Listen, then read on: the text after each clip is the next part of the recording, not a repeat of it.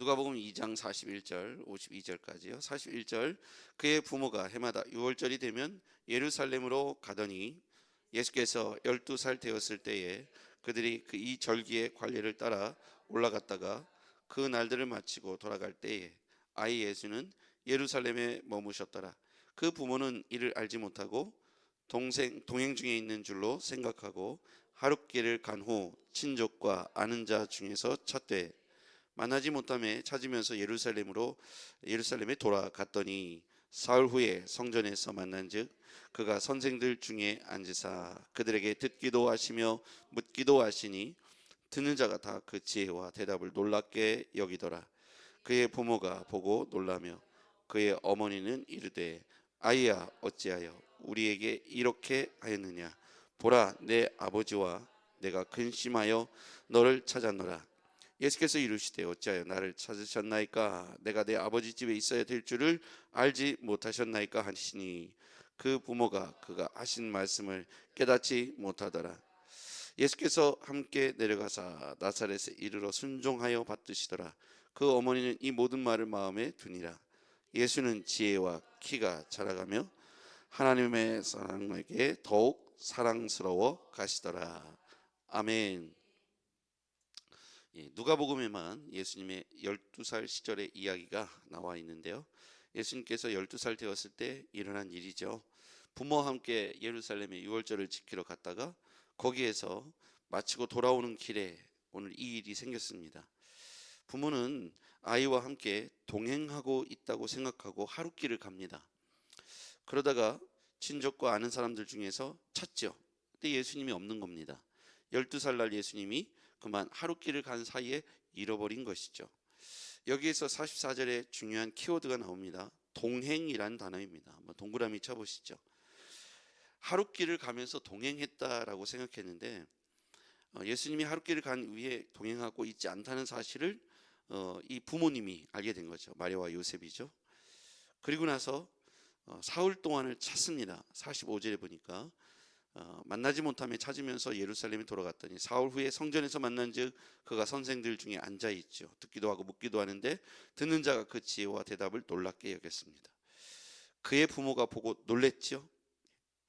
자, 여기까지 이야기를 보면요, 여러분 이 누가복음의 24장이 마지막 장인데 누가복음 24장에는 엠마오로 향하는 두 제자가 잃어버린 예수님에 관한 이야기가 나와요. 잘 들어보세요.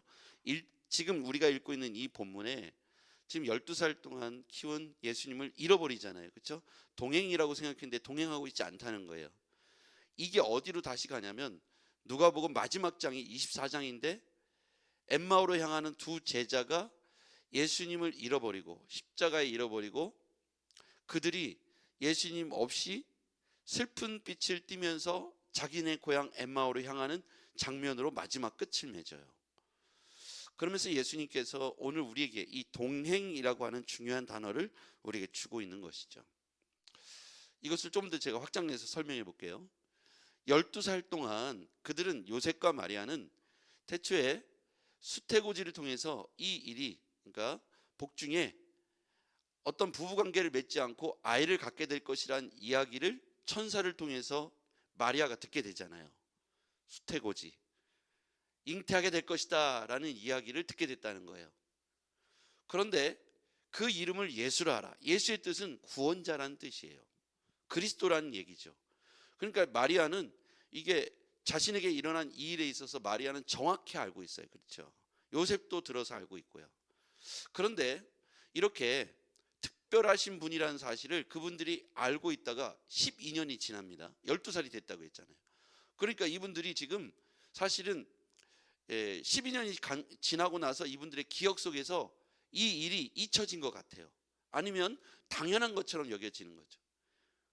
키웠어요. 12살이에요. 이제 내 아이라고 착각을 할 수 있는 거죠. 이분이 누구이신지에 대해서 마리아는 들었잖아요. 그렇죠?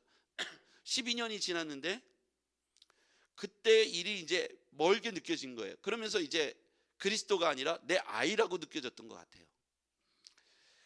그런 관점에서 여러분 이 사건을 한번 다시 보셔야 됩니다. 그래서 찾았는데 묻기도 하고 대답하는 그 일을 보니까 선생들 중에서 대답하는 걸 보니까 모두 놀라는 거예요. 깜짝 놀랍니다. 47절. 여러분, 율법이 굉장히 어렵습니다. 율법 학자들조차도 이 율법을 온전하게 해석하는 게 쉽지 않고 성경에 다 쓰여 있지 않아서 우리가 다 알기 어려운 율법들도 있습니다. 그런데 그 율법을 묻는 족족 대답을 다 해내는 거예요. 그러니까 율법을 평생 읽고 공부했던 사람들이 깜짝 놀랍니다. 47절. 듣는 자가 다 그 지혜와 대답을 놀랍게 여기더라. 그의 부모가 보고 놀라며 그의 어머니는 이르되 아야 어찌하여 우리에게 이렇게 하였냐. 보라 내 아버지와 내가 근심하여 너를 찾았노라. 그랬더니 예수님이 아버지에 관한 이야기를 듣게 되고 아버지에 대해서 이렇게 얘기하죠. 예수께서 이르시되 어찌하여 나를 찾으십니까? 내가 내 아버지의 집에 있어야 될 줄 알지 못하셨나이까. 그 부모가 그가 하신 말씀을 깨닫지 못하더라. 그러니까 지금 12년이 지나고 나서 이분들이 까먹고 있는 사실을 예수님께서 지금 말하고 있는 거예요. 내가 누구인지 아직 벌써 잊으셨습니까? 이 얘기를 하고 있으니까 이게 지금 무슨 얘기인지 부모는 깨닫지 못했다고 했어요.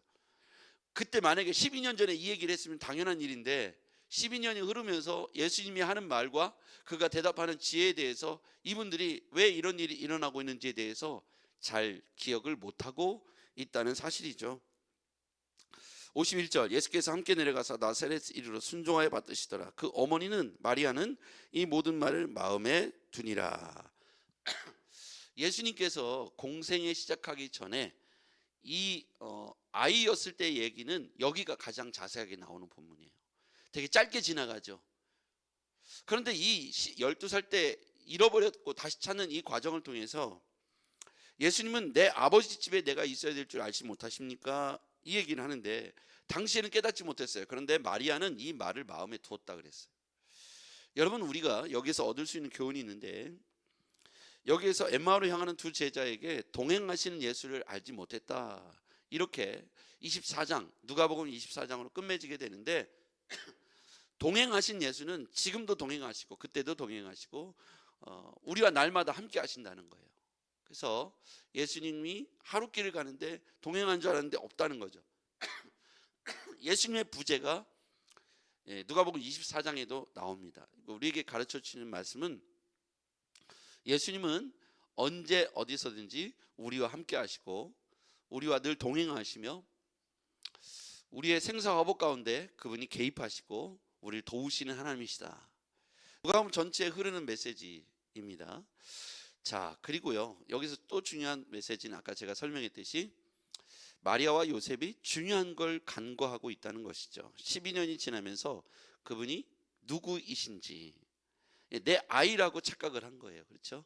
그러니까 내 아이를 찾기 위해서 그렇게 했는데 내 아버지 집에 내가 있어야 될 줄 모르십니까 하면서 그 지혜로 선생들과 강론하고 있었다는 것이죠. 그 현장을 목격하고서도 그 일이 왜 일어났는지 그때는 알지 못했지만 마리아는 마음에 두었다 그랬어요. 왜냐하면 마리아는 수태고지를 통해서 자신에게 일어난 일이 이 예수의 탄생이 자신의 힘과 자신의 노력이 아니라 하나님께서 성령으로 잉태하셨다는 사실을 알고 있었고 그가 누구이신지 예수 그리스도 구원자라는 사실을 알고 있었기 때문에 그분의 어떤 이 단편적인 사건이지만 마음에 두고 다시 생각하는 계기가 된 것이죠. 12살 때 일어난 이 사건이 내 아버지 집에 있어야 될 걸 왜 모르십니까? 라고 하니까 12년 동안 익숙해짐으로 간과하고 있었던 한 사실을 기억해냈다는 것입니다. 그분이 그리스도라는 사실을 이 부부가 잊고 있었다는 것이죠. 당연하게 익숙하게 우리가 삶을 살다 보면 중요한 사실을 우리가 잊게 됩니다. 우리가 예수가 그리스도라는 사실, 구원자라는 사실, 그분이 나와 동행하고 있다는 사실을 우리가 신앙생활을 쭉 가다 보면 너무 익숙해질 수 있어요. 초창기에 예수님을 처음 믿었을 때 그 뜨거움과 열정과 열망이 있었을 때는 예수님을 늘 찾게 됩니다. 무슨 일이 있어도 아픈 일이 있거나 뭐 슬픈 일이 있거나 기쁜 일이 있어도 주여라고 부르면서 그분을 찾아요. 근데 이게 이제 10년, 20년 되면서 우리 안에 익숙함이 생기고 그런 단어들이 익숙해졌을 즈음 우리에게 한번 기억해야 될 것은 우리가 그리스도가 누구이신가에 대해서 우리는 질문해 봐야 되는 거예요. 오늘 그리스도가 누구인가? 이 아이가 누구인가? 오늘 이 질문을 던지는 거예요. 12살 먹은 아이가 누구인가? 그분은 그리스도다. 그러니까 아버지 집에 있어야 될 걸 왜 모르십니까? 이 질문은 그분이 성령으로 잉태된 그리스도라는 사실에 대해서 요셉과 마리아가 잊고 있었다는 거예요. 당연하게 내 아이로 키웠으니까 12년이 지나니까 익숙해진 거예요. 내 아이라고 착각했던 것이죠. 그러니까 왜 우리 집에 안 가고 너 여기 있느냐 이렇게 질문하니까 내 집은 여기입니다. 그제서야 마리아와 요셉이 이분이 그리스도이지 라고 생각했던 장면이라는 것이죠. 그래서 우리에게도 질문해 봐야 되는 거예요. 그리스도가 누구인가? 나의 삶에 그분이 주인이다. 나의 삶에 그분이 하나님이시다. 나의 삶에 그분이 내 인생의 주인이시다. 나를 이끌어 가시고 생사화복을 주장하신 전능하신 분이시다. 이 사실을 다시 한번 우리가 인식할 필요가 있다는 거예요. 우리가 너무나 익숙한 교회 생활, 똑같은 패턴으로 하다 보면 어느 날부터인가 이것을 잊고 지낼 수 있다는 것이죠. 그래서 우리는 하나님과 늘 동행하고 당연한 듯 생각하고 익숙한 듯 생각하는 그리스도에 관한 고백들을 우리 이 시간에 다시 한번 점검해 봤으면 좋겠다. 내 아버지 집에 있어야 될 줄을 알지 못하셨나이까. 내 아버지, 그분이 그리스도라는 사실을 증명하는 단어이죠. 예수 그리스도의 탄생 기사에서 마리아와 요셉은 그분이 성령으로 잉태된 그리스도라는 사실을 알고 있었습니다. 12년이 지나자 익숙한 나머지 아이라고 생각했지요. 우리 집에 가자 아이를 찾을 때 거기가 우리 집이 아니라 저는 내 아버지 집이 바로 여기입니다. 아버지와 함께 내가 깜짝 놀라서 근심하여 너를 찾으러 왔다. 내 아버지는 여기에 계십니다. 이 단어가 대립되는 거예요. 육신의 아버지 요셉, 마리아가 내가 아버지와 함께 너를 찾냐고 얼마나 근심했는지 아느냐, 어찌해서 그랬느냐 이렇게 물을 때 내가 아버지 집에 있습니다. 이런 얘기를 하는 거죠. 이 얘기는 뭐냐면 잊고 있었던 한 사실을 다시 주목하게 해줬다는 거예요. 여러분, 우리가 정말 예수님, 성령님, 하나님을 잊고 지내고 있지는 않는지, 너무나도 익숙하니까 예배드리고 우리 일상의 삶을 살아감에 있어서 그분과 상관없는 일상의 삶 기억하지 못하고 내가 잊고 지내는 것은 없는지 영적인 삶을 점검해 보시길 바랍니다. 그분은 오늘 우리와 함께 동행하고 계십니다. 그분은 우리와 함께 동행하고 계십니다. 누가복음은 24장에 엠마오로 향하는 두 제자 이야기로 맞춰집니다. 핵심은 뭐냐면 그리스도가 우리와 함께 동행하고 계시다. 그분은 끝난 것이 아니라 부활하셨다. 부활하신 주님께서 지금도 우리와 함께 하신다. 이 메시지를 기억하시길 바랍니다. 기도하겠습니다. 전능하신 아버지 하나님, 잊고 있었던 중요한 한 사실을 12살 예수님을 통해서 깨닫게 됩니다. 우리가 그동안 그리스도가 구원자라는 사실에 대해서 첫 시간에 감격하고 첫 신앙을 통해서 뜨거움이 있었으나 시간이 거듭되고 오랜 시간 속에 우리가 익숙함을 통하여 혹시 그리스도가 구원자, 나의 왕, 나의 주님이라는 사실을 잊고 있지는 않는지 우리의 삶을 점검케 하여 주시옵소서. 예수님의 이름으로 기도했습니다. 아멘.